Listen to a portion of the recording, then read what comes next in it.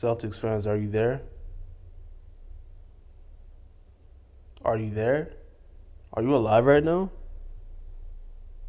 You know what? Let me not even get into that. I know it's game one. It's all good though. I know it's game one, but Miami handled business last night, man. I know y'all will say, "Oh, we don't have Horford, we don't have Smart, blah blah blah." But all this time, right? ESPN was just saying, "Oh, the Celtics have depth. They'll be all right. They have a full team. They have players that can come in and do their job," right? When in reality, it's only Tatum and Brown. In reality, if Smart, Horford, or Williams are not making shots, it's just Tatum and Brown. Those two guys are the engine to that team. Smart is a great defensive player, but he is not known as an offensive guy that could get you 25 plus a night. He'll give you 15 maybe, make a couple threes, make some good passes. He's a good overall player. I like Marcus Smart personally. He's one of my favorite players. I would definitely have him on my starting lineup, no doubt. But you can't tell me that just because Smart and Horford are out, they're automatically going to lose all of a sudden. Nah, man, nah. They had Miami in the first half. I honestly thought the Celtics were going to win this game the way they were moving. Like, I thought, the Heat came out flat, very flat. They didn't make no shots the first few minutes until Hero came in and saved us. I'm not going to lie to you. Hero came in and definitely saved Miami big time. So you can't sit here and tell me that, Smart Horford out. No, that shouldn't even count. That loss doesn't even count. What does that even mean? Because clearly you're supposed to adjust. Your guys are supposed to step up. Your team the Celtics aren't trash. They have Robert Williams, although he is dealing with an injury. He still came and provided some solid minutes. Peyton Pritchard came in dropping points out of nowhere. Aaron Nesmith came out of nowhere playing defensively well. Same for Grant Williams. So you guys have a solid team. It's just that when Tatum and Brown are not producing well, they will slump and they will fall off. We've seen that already. And Miami played it very well defensively. They've helped on the help side. You know what I mean? They helped off the wing. Made sure that Tatum and Brown didn't get no easy baskets. Whenever they try to drop baseline, guess what? Another guy was right there waiting for him, ready to block the shot or get a charge. That's just the way Miami plays. They play very strategically. They will pay attention to every single detail and make sure that the other team makes mistakes. Strips. Great. Gabe Vincent. Gabe Vincent will be no longer underrated for the remainder of these playoffs. They will know his name. This entire playoff run, nobody has mentioned this guy. He has been playing a key role with Kyle Lowry being out. You know what I mean? Kyle Lowry is a very important piece to this Heat team. There's a reason why he's here. He's a great voice in the locker room.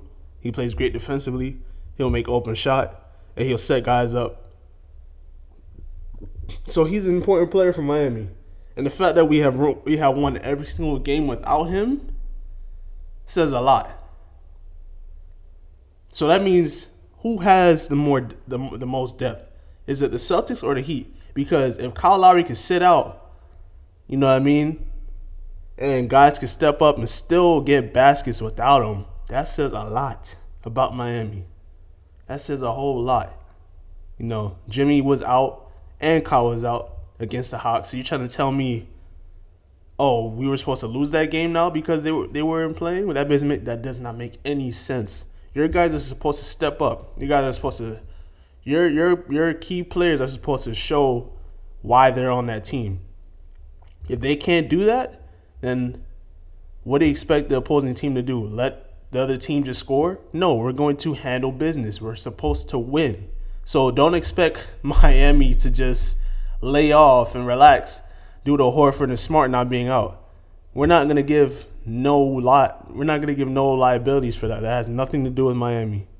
You know what I mean? So, in all actuality, I have Miami in 5. I know a lot of analysts will say Celtics in 6. I seen that all day on ESPN last night. I'm like, are y'all serious right now? Are y'all not watching the games? Because anytime Miami plays against the opposing team, clearly in these playoffs, they dominate. And if the other team wins, it's not substantial enough. Like, it doesn't say much. Yeah, Philly won those 2 games at home.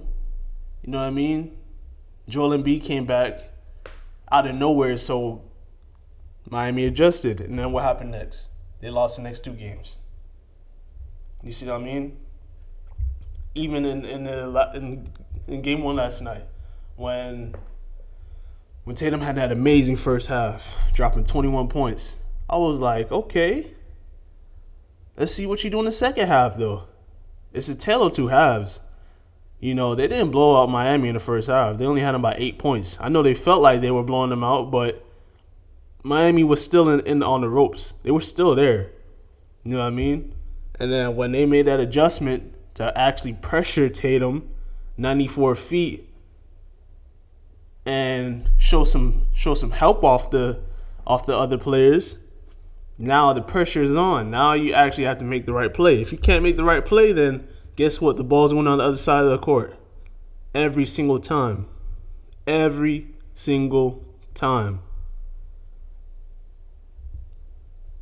Tatum and Brown have to work on the decision making. Specifically Brown. Tatum has some bad turnovers too. So I think both of them have to work on their decision making when it comes to handling the rock. And Peyton Pritchard, I understand why he doesn't get much minutes. Like he'll give you a decent amount of points, but on the other side of the court, it's like he's non-existent.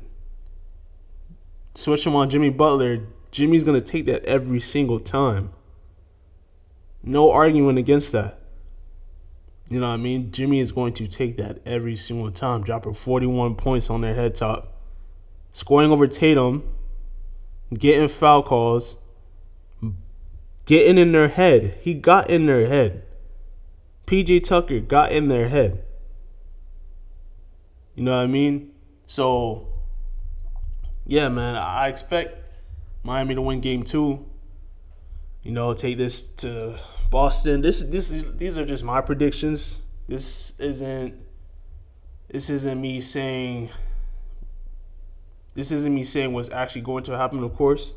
So bear with me. I got Miami game 2, Celtics game 3, Miami game 4, and Miami game 5. I just don't think the Celtics have it, honestly.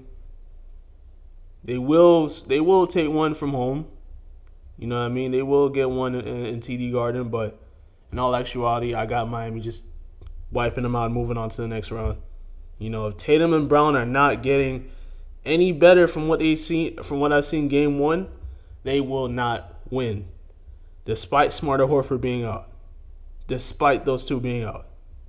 You know, Horford is more of a spot-up guy, and he doesn't really get in the post as much. I don't know if I'm missing that, but I haven't seen that as of recently. Smart is a great defensive player, but his offense doesn't shout much. He's not that offensive threat you have to worry about. You can let him shoot the 3. You know what I mean? Like, you can legit let him shoot the 3. You can live with it if he makes it or not. Just don't let him get hot. So when he starts making them, that's when you actually have to run him off the line. Same for Grant Williams and those other guys. But other than that, no, I don't see much from Smart. Same for Grant Williams. He doesn't really drive to the paint much, and when he does, it's not threatening. It's not something you have to worry about much, just like Smart. So, yeah, man, if Tatum and Brown are just flat, I expect Miami to win that game. I'm sorry to tell you, Celtics fans, but just watch out. Miami's going to take this one.